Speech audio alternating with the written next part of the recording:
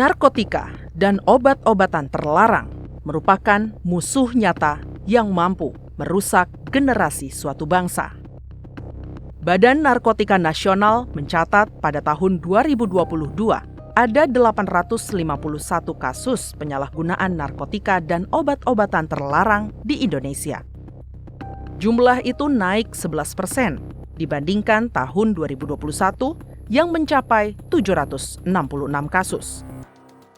Mirisnya, aparat penegak hukum yang seharusnya dapat memberantas narkoba justru ikut terseret dalam pusaran kasus barang haram itu. Tak ayal bila pemberantasan narkoba menjadi agenda bersama bagi sejumlah negara, tak terkecuali negara-negara di Asia Tenggara.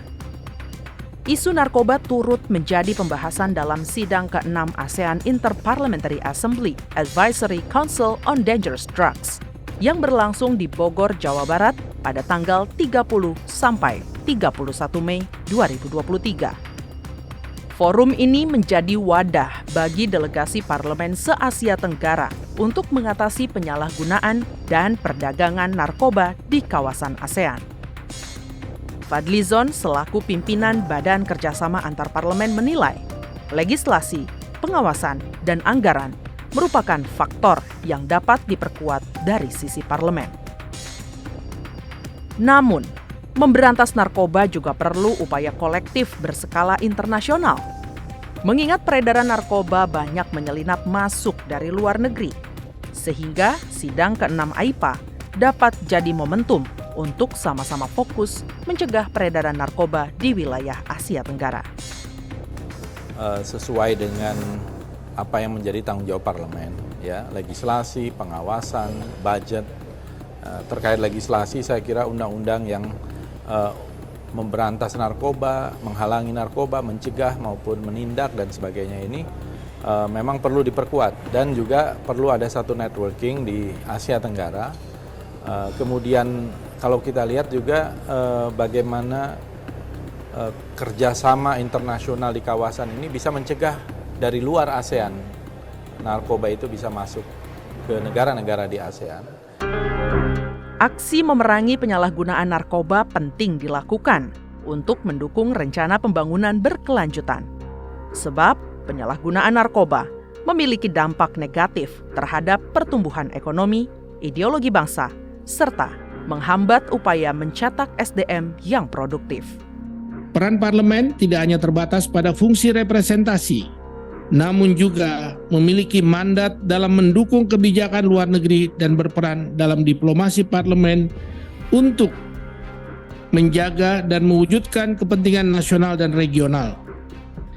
Melalui AIPA, kita memiliki peran strategis dalam mencari solusi terhadap tantangan termasuk penyalahgunaan narkoba. Tantangan utama dalam memerangi narkoba adalah meningkatkan kesadaran akan bahayanya, terutama di kalangan generasi muda. Kita perlu memberikan pemahaman yang komprehensif dan menciptakan lingkungan yang aman bagi mereka.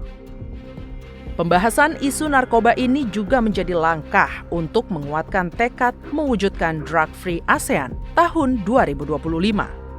Butuh kolaborasi dan kesamaan komitmen se-ASEAN untuk merealisasikan program itu, baik dari sisi rehabilitasi maupun penegakan hukum bagi para pengedar.